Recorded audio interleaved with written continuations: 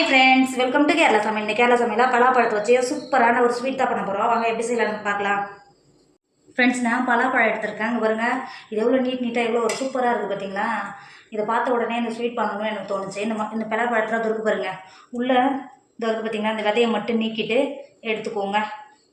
துருக்கு பாருங்கள், இந்த விதையை மட்டும் நீக்கிட்டு, விதையை மட்டும் இல்லை விதைக்கு அப்புறம் துவருங்க பலாப்பழ கொட்டை சொல்லுவாங்க பார்த்தீங்களா, அதை எடுத்துகிட்டு உள்ளே இது மாதிரி ஒரு இதுக்கு பாருங்க, இதை எடுத்துகிட்டு இது மாதிரி எடுத்துக்கோங்க.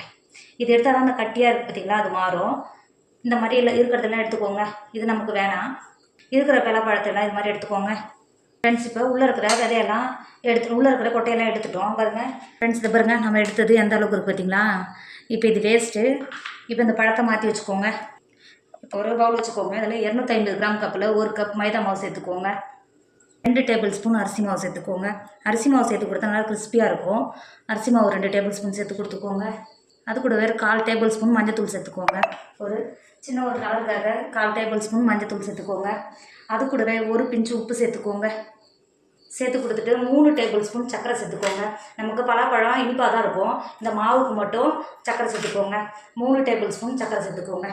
1/4 டேபிள் ஸ்பூனில் 1/2 டேபிள் ஸ்பூன் பேக்கிங் பவுட்ரு சேர்த்துக்கோங்க. சேர்த்துட்டு நல்லா கலந்து கொடுத்துக்கோங்க. கை வச்சு நல்லா கலந்து கொடுத்துக்கோங்க. இப்போ இந்த அளவுக்கு நல்லா கலந்து எடுத்த உடனே கொஞ்சம் கொஞ்சமாக தண்ணி சேர்த்து நல்லா குழச்சிக்கோங்க. ரொம்ப லூஸாகவும் இருக்கக்கூடாது. ரொம்ப லூஸாக இருந்தாக்கா எண்ணெய் பிடிக்க ஆரம்பிச்சிடும். இட்லி பாத்தும் கொஞ்சம் கெட்டியாக குழச்சி எடுத்துக்கோங்க. இட்லி மாவு ஊற்றுவோம் பார்த்தீங்களா, அதை விட கொஞ்சம் கெட்டியாக இருக்கிற மாதிரி குழச்சிக்கோங்க. குழச்சி எடுத்துக்கோங்க.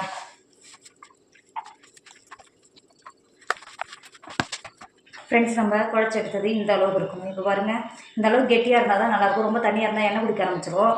இந்த அளவுக்கு நல்லா குழச்சி எடுத்தால் மாவை நம்ம கொட்டை நீக்கி வச்சுக்கிறோம் பார்த்தீங்களா, பலாப்பழம். இப்போ இந்த பழத்தை இது ஒன்று எடுத்துக்கோங்க. இப்போ நம்ம கரைச்சி வச்சுக்கிற மாவுலங்க பாருங்கள், நம்ம பஜ்ஜி போடுறதுக்குலாம் எடுப்போம் பார்த்தீங்களா, இந்த மாதிரி எடுத்திங்கனாவே போதும். இப்போ இது மாதிரி ஒழுகி வர மாவை லைட்டாக டிப் பண்ணிங்கன்னா போதும், நமக்கு இந்த மாதிரி ரெடி ஆகிடும். எடுத்து ஃப்ரெண்ட்ஸ், இப்போ ஒரு வானலில் எண்ணெய் வச்சு எண்ணெய் நல்லா சூடாகிடுச்சு. நம்ம ஏற்கனவே டிக் பண்ணி எடுத்து வச்சுருக்கோம்ல பலாப்பழத்தை அப்படியே உள்ள சேர்த்துக்கோங்க. நம்ம சேர்க்கும் போது இந்த அளவுக்கு தான் இருக்கணும், ஓவராக சூடாகவும் இருக்கக்கூடாது. நம்ம சேர்க்கும் போது இந்த அளவுக்கு சூடாக இருந்தால் தான் நம்ம பொரிச்செடுக்கிறது கரெக்டாக இருக்கும். இப்போ இன்னொரு பழத்தையும் சேர்த்துக்கோங்க. வீட்டில் பலாப்பழம் கிடச்சா கண்டிப்பாக இது மாதிரி ட்ரை பண்ணுங்கள். டேஸ்ட் அவ்வளோ ஒரு சூப்பராக இருக்கும். பலாப்பழத்தில் மட்டும் இல்லை, நம்ம ஏற்கனவே வாழைப்பழத்துலையும் நம்ம சேனலில் அப்லோட் பண்ணியிருக்கோம். கண்டிப்பாக பார்த்துக்கோங்க. உள்ளே சேர்த்து கொடுத்துட்டு ஒரு 5 நிமிஷம் மட்டும் நல்லா பலாப்பழமும் நம்ம சேர்த்த மைதா மாவும் நல்லா வெந்து வரட்டும். நல்லா வேக வச்சுக்கோங்க.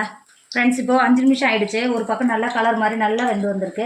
இன்னொரு பக்கமும் திருப்பி போட்டு திரும்பவும் நல்லா வேக வச்சுக்கோங்க. நம்ம அரிசி மாவெல்லாம் சேர்த்ததுனால எண்ணெய் எதுவும் அதிகம் குடிக்காது. இப்போ பாருங்கள், ஒரு பக்கம் நல்லா கலர் மாதிரி நல்லா வெந்து வந்திருக்கா. இன்னொரு பக்கமும் நல்லா வேக வச்சுக்கோங்க. ஒரு பக்கமும் நல்லா பொரிஞ்சு நல்லா வெந்து வந்துருச்சு. இப்போ இது வெளில எடுத்துக்கோங்க. வேறு ஒரு பாத்திரத்துக்கு மாற்றிக்கோங்க. இருக்கிற பலாப்பழத்தில் இதே மாதிரி பொரிச்சு எடுத்துக்கோங்க. டேஸ்ட்டு சூப்பராக இருக்கும். இருக்கிறதெல்லாம் இதே மாதிரி பொரிச்சு எடுத்துக்கோங்க. ஃப்ரெண்ட்ஸ், இப்போ பாருங்கள், இருக்கிற பலாப்பழத்தில் நம்ம பொரிச்சு எடுத்துட்டோம். இப்போ வெளில எடுத்துக்கோங்க. ஃப்ரெண்ட்ஸ், நம்மளோட பலாப்பழம் ஸ்வீட்டு சூப்பராக ரெடி ஆகிடுச்சு. இதோட டேஸ்ட் அவ்வளோ ஒரு சூப்பராக இருக்கும். எண்ணெய் எதுவும் குடிக்காமல் நல்லா கிறிஸ்பியாக உள்ளே நல்லா ஜூஸியாக செம சூப்பராக இருக்கும்.